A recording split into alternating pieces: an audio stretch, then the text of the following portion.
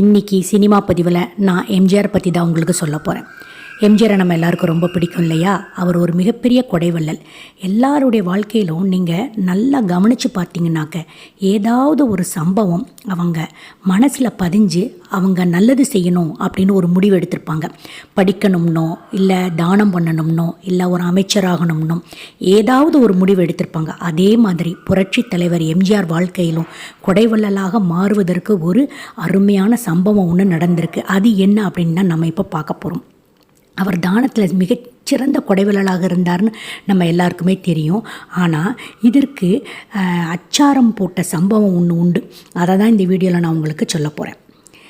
எம்ஜிஆர் தனது இளமை காலத்தில் ரொம்ப வறுமையில் கோரப்பிடியில் தான் வாழ்ந்து வந்தார்.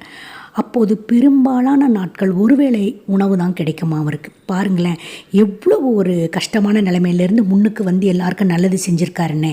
அது சென்னை யானைக்கவுனி பகுதியில் எம்ஜிஆர் தங்கியிருந்த காலம். அப்போது காலையில் எழுந்ததும் டெய்லி வாக்கிங் போவாராம். அவர் கூட கொஞ்சம் நண்பர்களையும் அழைத்து கொண்டு போவாராம்.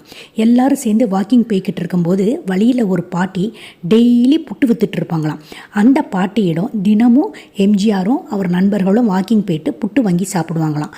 அப்படி ஒரு நாள் வாக்கிங் போகும்போது பாட்டியை பார்த்த எம்ஜிஆர் தயங்கி போய் நின்னாராம். உடனே பாட்டி கேட்டாங்களாம், என்னப்பா வேணும் அப்படின்னு. நண்பர்களுடன் வந்திருக்கேன் பாட்டி, கையில் ஒன்றும் இல்லை, அதனால் இன்றைக்கி எனக்கு புட்டு வேண்டாம், அவங்களுக்கு மட்டும் கொடுத்துருங்க அப்படின்னு சொன்னாராம். ஏன்பா அப்படின்னு கேட்டதுக்கப்புறம், காசு ரொம்ப கஷ்டமாக இருக்குது பாட்டி அப்படின்னு சொன்னாராம். உடனே அந்த பாட்டி சொல்லிச்சான், பரவாயில்லப்பா, இப்போ நான் புட்டு தரேன், நீங்கள் எல்லோரும் வயிறு நிறைய சாப்பிடுங்க, நீ எப்போ காசு வருதோ நீ எனக்கு கொண்டு வந்து கொடுப்பா அப்படின்னு சொல்லிச்சான். உடனே எம்ஜிஆர் கேட்காமலே புட்டை கட்டி எம்ஜிஆர் கையில் கொடுத்துருச்சான். அப்போ எம்ஜிஆர் சொல்லியிருக்காரு, பாட்டி நீங்கள் இப்படி கொடுக்குறீங்களே, நான் உங்களுக்கு காசு தராமல் ஏமாற்றிட்டா நீங்கள் என்ன செய்வீங்க அப்படின்னு கேட்டிருக்காரு.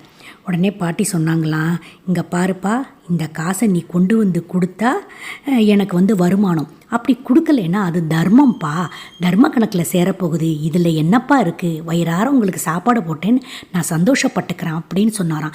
இது எம்ஜிஆரோட மனசில் ரொம்ப ஆழமாக பதிந்து விட்டதாம். ஒரு பாட்டிக்கு எவ்வளோ ஒரு நல்ல எண்ணம் இருக்குது அப்படின்னு சொல்லி ஆச்சரியப்பட்டாராம்.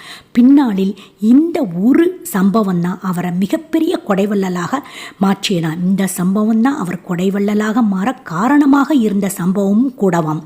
மறுநாள் கொடுத்த வாக்கை தவறாமல் பாட்டியிடம் புட்டுக்கான காசை கொண்டு வந்து கொடுத்து விட்டாராம் எம்ஜிஆர். எப்படி பாருங்களேன். அடுத்து ஒரு சூப்பரான பதிவில் உங்களை நான் சந்திக்கிறேன். அது வரைக்கும் காத்துக்கிட்டுருங்க. டாடா பாய்.